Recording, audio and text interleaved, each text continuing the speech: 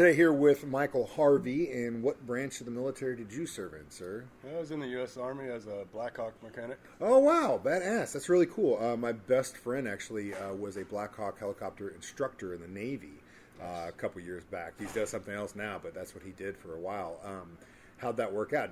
Were you into mechanic stuff before you got in, or? Yeah, I mean, I've been working on cars and stuff my entire life, and then I kind of wanted to go fly with my helicopters, so Blackhawks was the way to go, and that's what I went with. That's awesome. So would they, I would assume, because with certain, they say they will take certain guys along because of their knowledge, and if they're somewhere and something happens, did you get a chance to go around with them, or? I wasn't never a crew chief, but I went on a bunch of test flights and stuff after I've worked on them, but and I flew all around Iraq in them, but never as a door gunner or nothing like that. Yeah. But, at the same time, your expertise, I'm sure, is extremely valuable, because if something happens, you know that thing inside and out.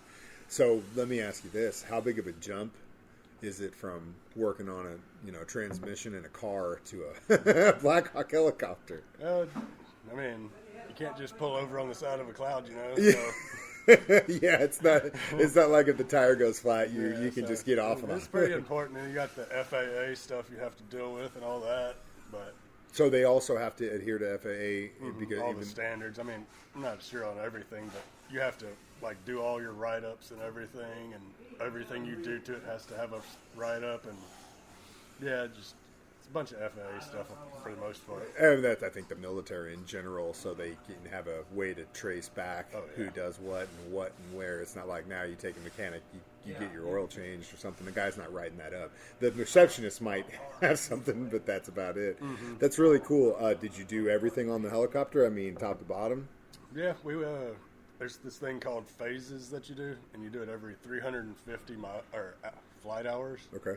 You got a phase 1 and phase 2, and when I was in Iraq, I actually was on a phase team, and we did both phase 1s and phase 2s. So, how much school did it take? There's a 15-week school that you take in Virginia. Okay, wow. Fort Eustis. That's really cool. That's badass, man. And so now, how long has it been since you worked on a helicopter? I got out in 2011 and I haven't even touched one since. Yeah, but can you still, if you thought of someone if they dropped one right here and they said, "Hey, man, we need this. Can you help us?" I could, yeah. Yeah. But, average. What's the price tag on a Black Hawk? How many million? It's got to be 30, 20, something like that. 30, something like God, that. That's got to be a little. Because, on one hand, you're not, it's apples and oranges as far as like a car versus a helicopter. But at the same time, I'm sure it's got to be a little nerve-wracking when you're inside working on a piece of machine that's several $1 million. Oh, yeah. It's really cool. But you get used to it after a while, and just... the longer you work on, the more you get used to it. So did you go in straight out of high school, or how'd that work? I joined after I turned 21. Okay. What, you just said, screw it, let's do it? Yeah, might as well. How long were you in for? 5 years. Nice. Really awesome. You went to Iraq the one time and that's it, or what? Mm-hmm. Just went to Iraq and Korea. Okay. Tell me about Korea. There's a lot of nights I don't remember. Food good? Oh, yeah. Colder than hell, I hear. Oh, yeah, definitely cold. That's what everyone says. You don't think about that when you think of Asian countries, but they say Korea gets cold. And it's a peninsula, and it's constantly has snow on the ground during wintertime. Yeah. And that water air coming through, just, oh my God. Just blowing all the time. Yeah, that's crazy. How long were you in Korea for? Year and 3 months. Oh, wow. It was right up until I got out.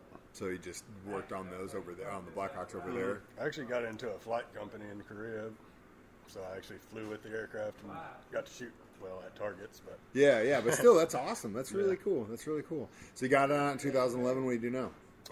Just working on RVs. Nice. For Weir Ford and RV in Mountain Grove. Oh yeah, man, that's really tight. That's really cool. Well, Mike, thank you so much for your service. Thank you for your conversation today, and thanks for coming to lunch, man. Thank you for having me.